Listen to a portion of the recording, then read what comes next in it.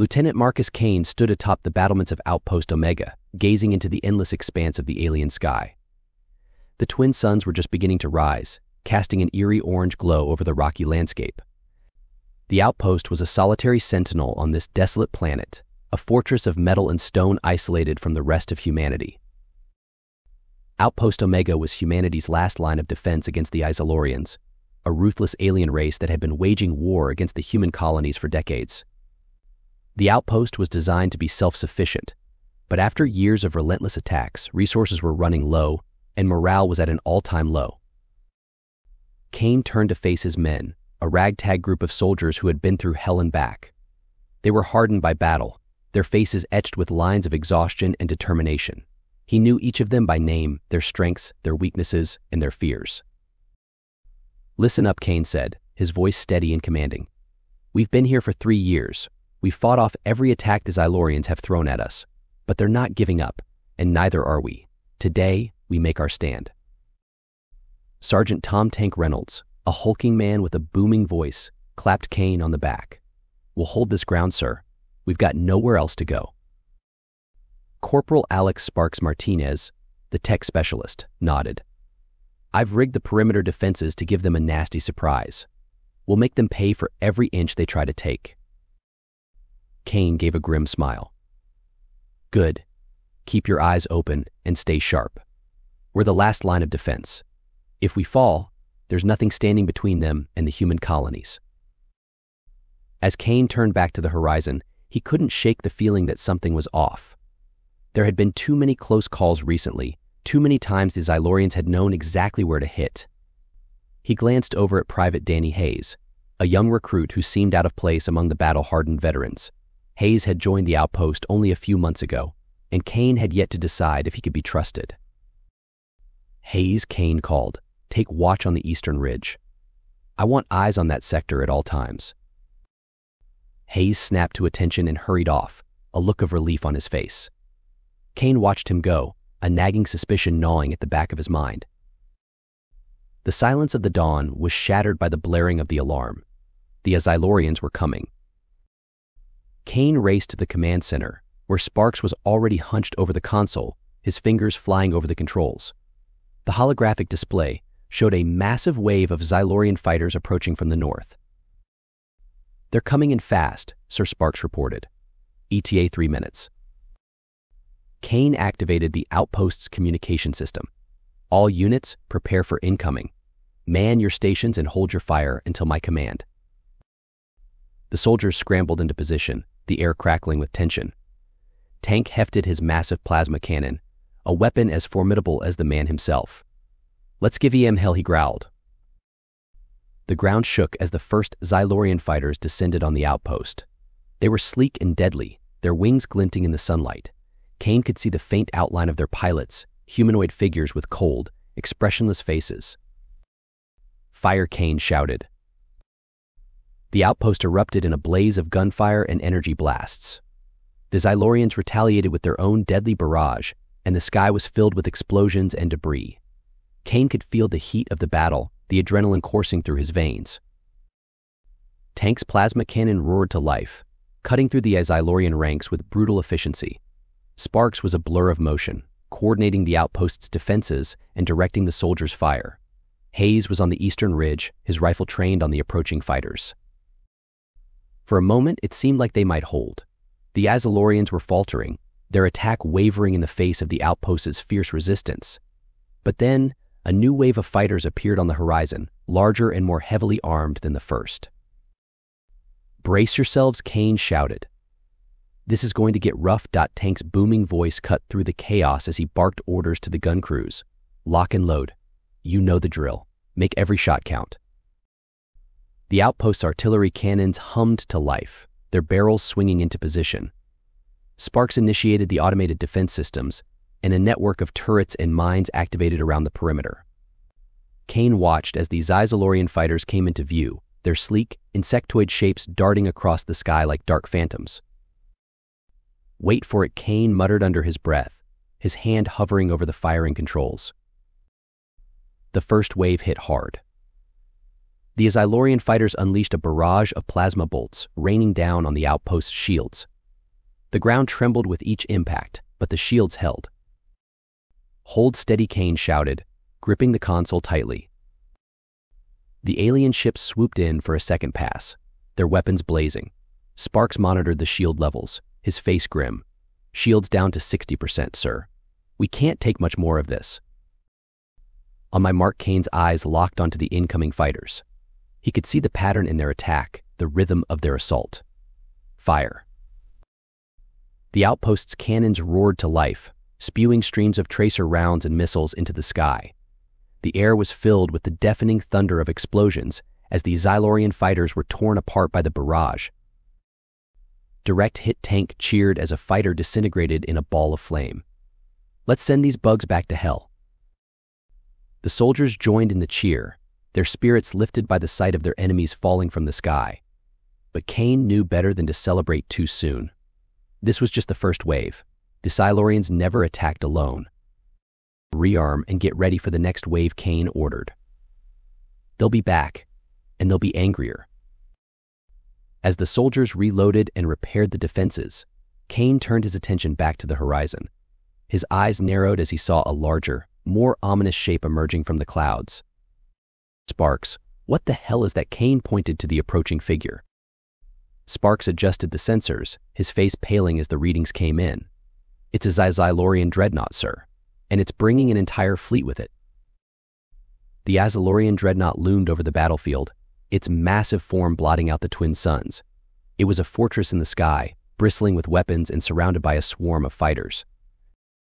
Kane's heart sank. They had faced dreadnoughts before, but never one this size, and never with so few resources at their disposal. The outpost's defenses were already strained to the breaking point. "Tank, get those artillery cannons ready. We're going to need every ounce of firepower we've got," Kane ordered. Tank nodded grimly. "You got it, sir. We'll give EM hell." Kane activated the outpost's external communication system, broadcasting a message to the fleet. "This is Lieutenant Marcus Kane of Outpost Omega. We are under heavy attack by Xylorian forces. Requesting immediate backup." The response was a burst of static. The communications were being jammed. "Sparks, can you cut through the jamming?" Kane asked. Sparks shook his head. "No dice, sir. Their signal's too strong. We're on our own." The dreadnought began to fire, sending beams of searing energy towards the outpost. The ground shook as the shields absorbed the impact, flickering under the strain. "Shields at 30%, Sparks reported. "We can't take much more of this." Kane clenched his jaw. They had to find a way to bring down that dreadnought, or they were finished. "Tank, do we have any heavy ordnance left?" Kane asked. Tank grinned, a glint of determination in his eyes. "We've got one last trick up our sleeve, sir. A prototype railgun. It's not fully tested, but it's our best shot." Kane nodded. "Get it ready. Sparks, give me targeting data. We need to hit that thing right in the power core." As the soldiers prepared the railgun, Kane's mind raced. There had to be a reason the Xylorians were hitting them so hard, something they were after. His thoughts turned again to Private Hayes. The young recruit had been acting suspiciously for weeks, always disappearing at odd times, always asking questions. "Hayes, report to the command center," Kane ordered. Hayes appeared a moment later, his face pale and nervous. "Yes, sir."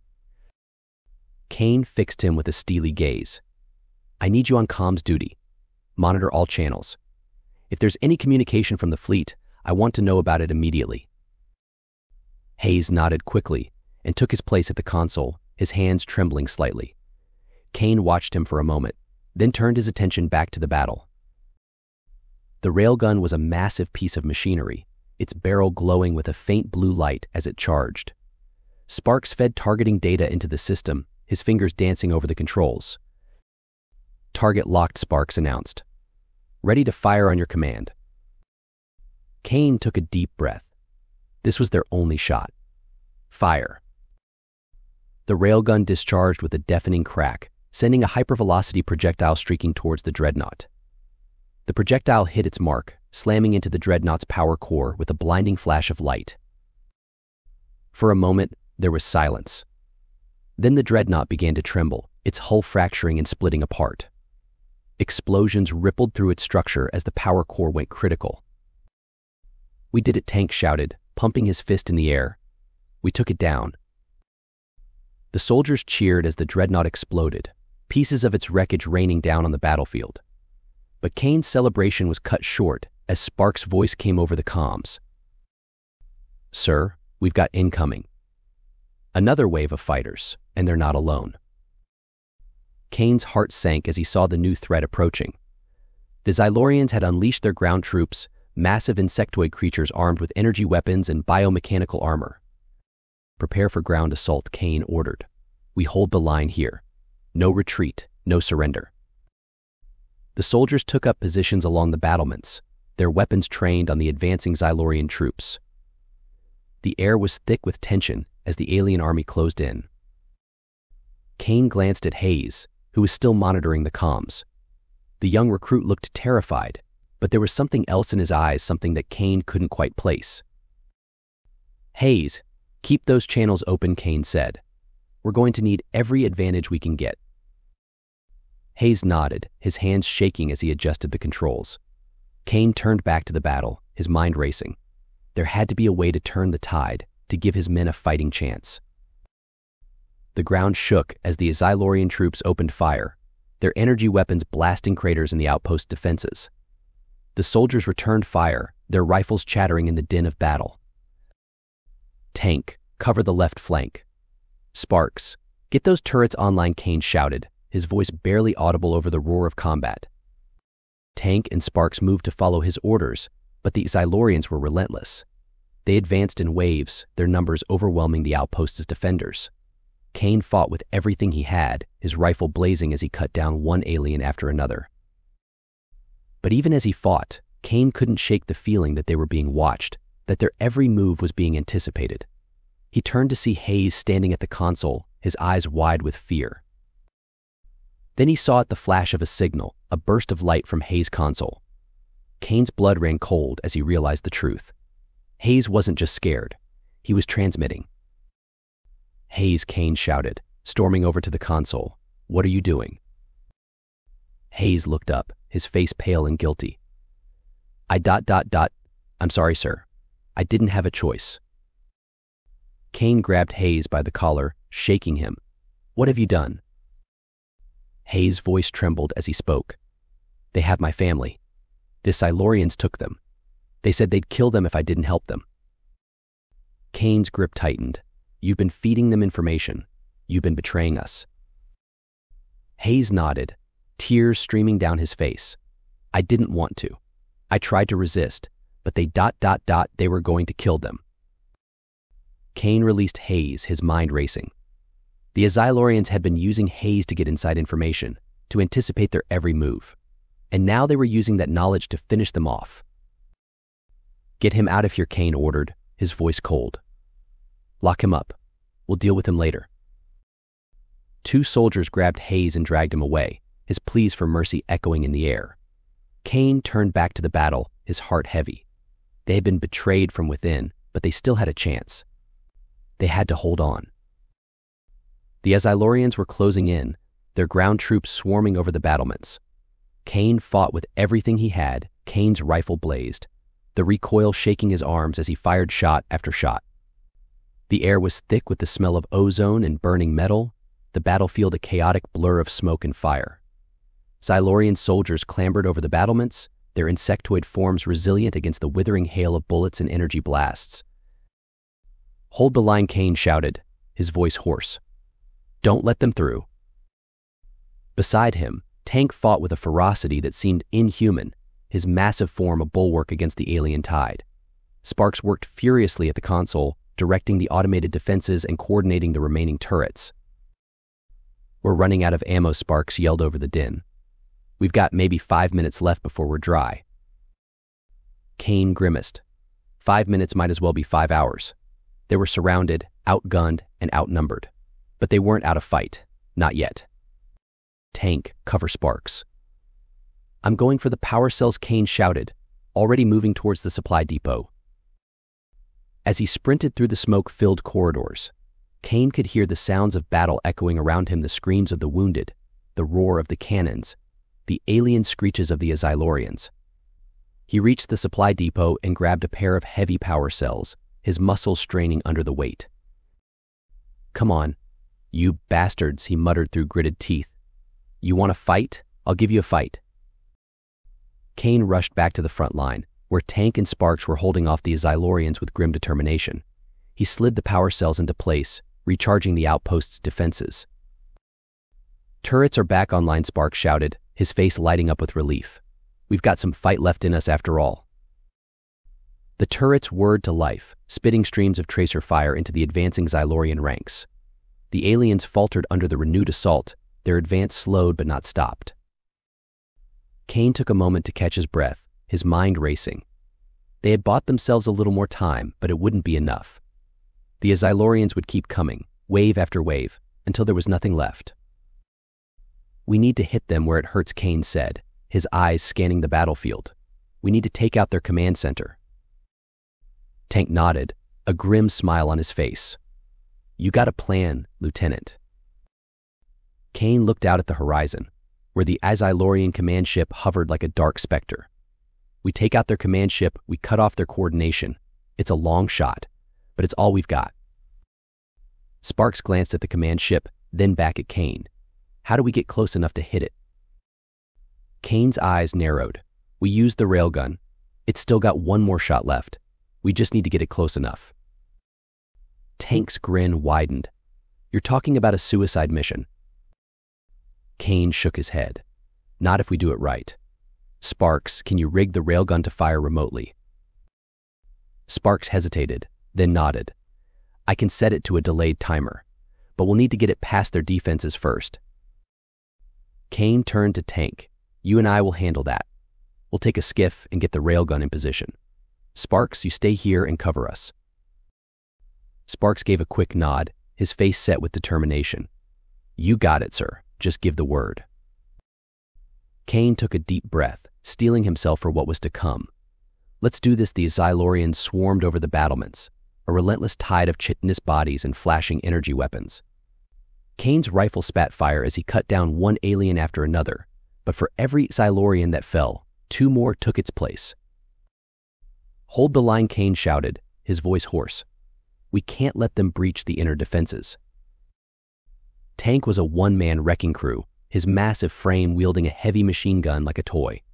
Bullets sprayed in a wide arc, mowing down the advancing Xylorians. Sparks, despite his smaller stature, was just as fierce. His engineering skills turned to deadly effect as he reprogrammed the automated turrets to target weak points in the alien armor. But it wasn't enough. The Xylorians kept coming, their numbers overwhelming the defenders. Kane glanced at the dwindling ranks of his soldiers, their faces grim and determined. They had fought bravely, but they were running out of time. "We need to fall back to the command center," Kane ordered. "We can't hold them off out here." The soldiers began to retreat, covering each other as they moved back towards the central fortress. Kane fired his rifle in short, controlled bursts, his eyes scanning for any sign of an opening. As they fell back, the Xylorians pressed their advantage, their advance relentless. Kane's heart pounded in his chest as he saw the aliens breaking through the outer defenses, their energy weapons carving through steel and stone. "Get inside," Kane shouted. "Seal the doors." The soldiers scrambled into the command center, the heavy doors slamming shut behind them. Sparks quickly activated the locking mechanisms, and Tank set up a makeshift barricade. "We're safe for now, but they'll breach those doors soon enough," Sparks said, his voice tight with fear. Kane nodded, his mind racing. They had to find a way to hold the Xylorians off, to buy time for reinforcements to arrive. But with communications jammed and their resources depleted, their options were limited. Then he remembered Hayes. The young recruit had been their enemy's pawn, but he might also hold the key to their salvation. "Tank, bring Hayes to me," Kane ordered. "We need to talk." Tank nodded and hurried off. A few moments later, he returned with Hayes in tow, the young man's face pale and tear-streaked. "Please," Hayes begged. "You have to understand. I didn't want to do it. They threatened my family." Kane's expression was stern. I believe you, Hayes. But right now we need your help. You know their tactics, their plans. We need to know what we're up against. Hayes looked up, his eyes filled with desperation. I'll do anything. Just tell me what you need. Kane leaned in, his voice low and urgent. The jamming signal. How can we disable it?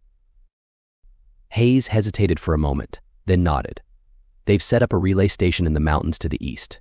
If we can destroy it, we can restore communications and call for help. Kane's mind raced. The relay station was their only chance. But sending a team to destroy it would be a suicide mission. I'll go, Hayes said, as if reading Kane's thoughts. I know the way. I can guide you there. Kane considered for a moment, then nodded. All right, but you're not going alone. Tank, Sparks, you're with me. We're taking the fight to them. The night was dark and filled with the sounds of battle as Kane, Tank, Sparks, and Hayes slipped out of the command center. The Xylorians had breached the outer defenses, and the air was thick with smoke and the acrid smell of burning metal. Stay low and keep moving, Kane whispered, leading the way through the rubble-strewn courtyard. We can't afford to be spotted. They moved silently, their footsteps muffled by the chaos around them.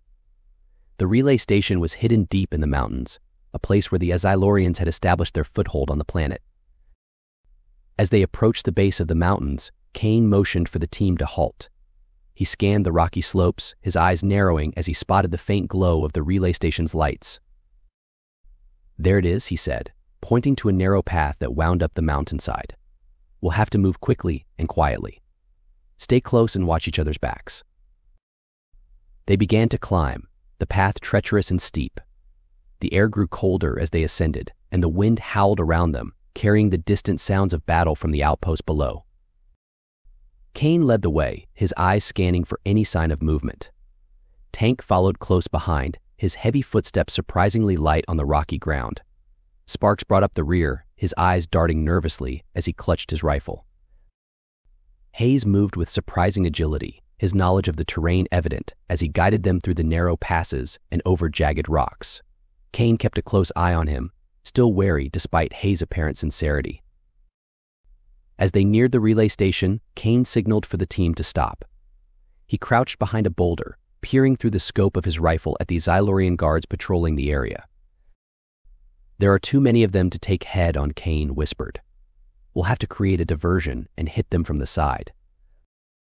Tank grinned, hefting a satchel charge from his pack. Leave that to me, sir. I'll give them something to think about. Kane nodded. Sparks, you cover Tank. Hayes and I will circle around and hit the relay from the other side. They moved into position, the tension palpable. Kane's heart pounded in his chest as he watched Tank and Sparks approach the Xylorian guards. Tank set the charge near a stack of fuel barrels, then motioned for Sparks to fall back. Fire, and the whole tank shouted, and the charge exploded with a deafening roar. The Xylorian guards scattered, their attention drawn to the blazing inferno. Now Kane ordered, and he and Hayes rushed towards the relay station. They moved swiftly, their footsteps silent on the rocky ground.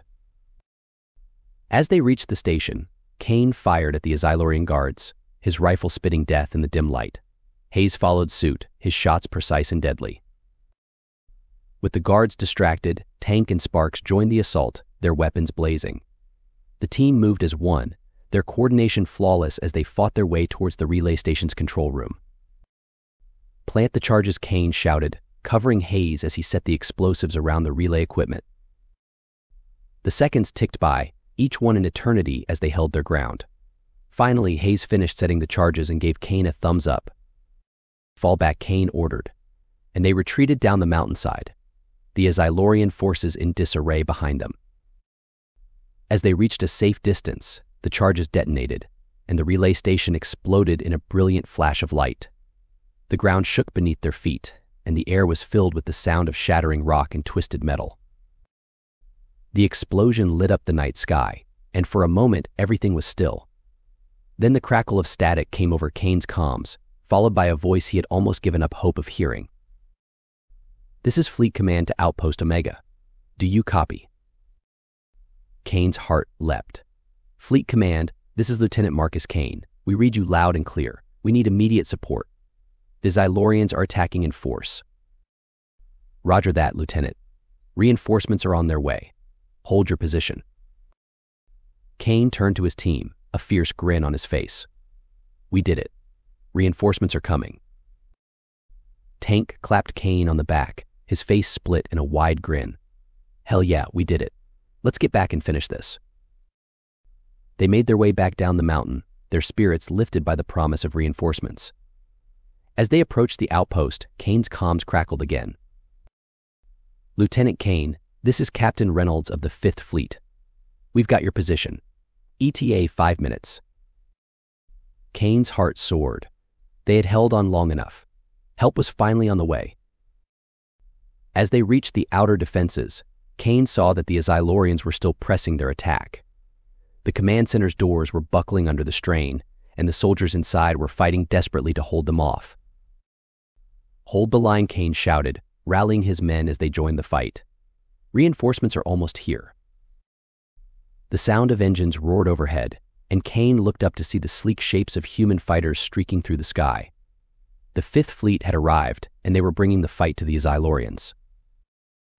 The ground shook as the fleet's weapons fired, blasting the Xylorian forces with devastating precision. The tide of battle turned in an instant, and the aliens began to fall back, their ranks shattered by the ferocity of the human assault.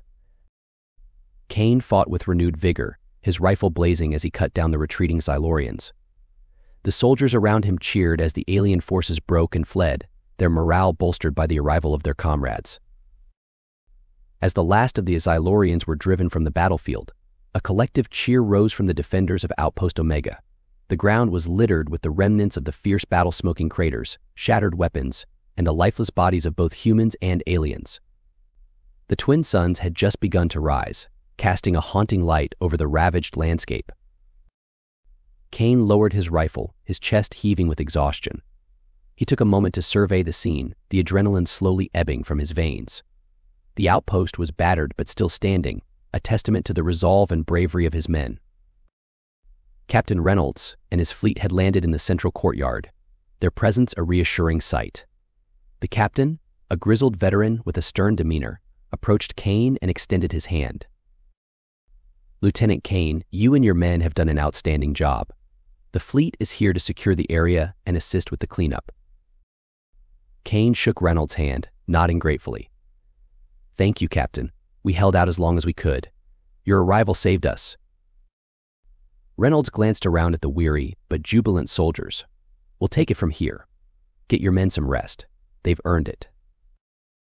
Kane nodded, then turned to Tank and Sparks. You heard the man. Let's get everyone inside and tend to the wounded. As the soldiers began to gather their fallen and tend to their injuries, Kane's thoughts turned to the young recruit who had unwittingly become the key to their survival. He found Hayes sitting against a wall, his head in his hands. The relief in Hayes' eyes was tempered by guilt and shame. Lieutenant Hayes said quietly as Kane approached, I'm sorry for everything. Kane crouched down beside him, his expression serious but not unkind. You made a terrible mistake, Hayes, but you also helped us destroy the relay station and save the outpost. You'll have to answer for what you did, but you've also got a chance to make things right. Hayes nodded, tears streaming down his face. I understand. I'll accept whatever punishment is given. Kane stood and motioned for 2 soldiers. Take him to the brig. We'll hold a tribunal to determine his fate. The soldiers led Hayes away, and Kane watched as the young man disappeared into the depths of the outpost. He knew the trial would be difficult, but justice had to be served. The tribunal was held 2 days later in the command center, the room packed with soldiers, officers, and the few surviving civilians from the outpost. Kane stood at the front, flanked by Captain Reynolds and Colonel Vance, the senior officer of the 5th Fleet's ground forces. Hayes stood alone in the center of the room, his hands clasped in front of him. He looked gaunt and exhausted, but there was a steely determination in his eyes. Private Daniel Hayes, Colonel Vance began, his voice echoing through the chamber. You stand accused of treason against the United Earth Forces, aiding the enemy and endangering the lives of your fellow soldiers. How do you plead? Hayes took a deep breath, his voice steady but filled with emotion. Guilty, sir. I plead guilty to all charges. A murmur ran through the room, and Vance nodded solemnly. We have heard your confession, and we have reviewed the evidence. Is there anything you wish to say in your defense? Hayes looked up, his gaze sweeping over the faces of his comrades. I did what I did because the Azylorians threatened my family. I was scared, and I made the wrong choice. But I never wanted to betray my friends, my brothers in arms. I'm ready to accept whatever punishment you decide. Kane stepped forward, his eyes fixed on Hayes. You showed courage and remorse when it mattered most, Hayes. You helped us destroy the relay station and save the outpost. That doesn't erase what you did, but it shows that you're not beyond redemption. Colonel Vance conferred quietly with Captain Reynolds, then turned back to the tribunal. Private Hayes, your actions put this outpost at grave risk, and for that you must be held accountable. However, in light of your cooperation and the role you played in our final victory, we have decided to show leniency. A collective breath was held as Vance delivered the sentence. You are hereby stripped of your rank and sentenced to 5 years of hard labor. After that, you will have the opportunity to reapply for service and rebuild your honor. Hayes bowed his head, a mixture of relief and resignation on his face. Thank you, sir. I won't waste this chance. In the days that followed, the soldiers of Outpost Omega worked tirelessly to rebuild their defenses and recover from the battle. The arrival of the Fifth Fleet had not only saved them but had also brought much-needed supplies and reinforcements. Kane stood on the battlements, looking out over the rugged landscape. The scars of the battle were still visible, but there was a sense of hope in the air. They had survived the onslaught and had driven the Azylorians back. For now, at least, humanity's foothold on this distant planet was secure. Tank joined him, a grin on his face as he surveyed the repaired defenses. We did it, sir. We held the line. Kane nodded, a faint smile on his lips. We did, and we'll be ready when they come back. Sparks approached, his usual nervous energy replaced by a quiet confidence. I've got the comms fully operational, sir. We're in constant contact with the fleet. If the Azylorians try anything, we'll be ready. Kane clapped him on the shoulder. Good work, Sparks. You've all done an incredible job. As the sun set over Outpost Omega, Kane allowed himself a moment of reflection. They had faced overwhelming odds, had been betrayed from within, and had still managed to emerge victorious. It was a testament to the strength and resilience of his men. And they would continue to stand watch, to defend this outpost against any threat that came their way. Because in the vast, unforgiving expanse of space, there were few certainties. But one thing Kane knew for sure: as long as they stood together, they could face anything. Months passed, and the scars of the battle began to fade.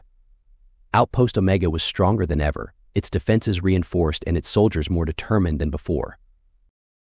Hayes, now working in the labor camps under the watchful eye of the military, found a measure of peace in his punishment. He labored tirelessly, earning the respect of those who guarded him and the hope of one day earning his place back among his comrades. Kane continued to lead his men with unwavering resolve, his eyes always on the horizon, watching for any sign of the Azylorians. He knew they would return, that their war was far from over. But he also knew that they were ready. For Outpost Omega was more than just a fortress. It was a symbol of humanity's determination to survive, to fight against the darkness, and to stand firm in the face of any threat. And as long as there were soldiers willing to fight, willing to sacrifice, Outpost Omega would never fall. Outpost Omega had become a beacon of hope in the vast expanse of space, a testament to the indomitable spirit of humanity and its unyielding resolve to defend what they held dear. The future was uncertain, but for Kane and his men, it was a challenge they were ready to face. With a final look at the setting suns, Kane turned away from the battlements and walked back into the heart of the outpost, where his men awaited. The battle was over, but their fight was just beginning. In the cold, vast reaches of space, one thing was certain: Outpost Omega would stand tall against the storm. And as long as they stood together, they would never be alone.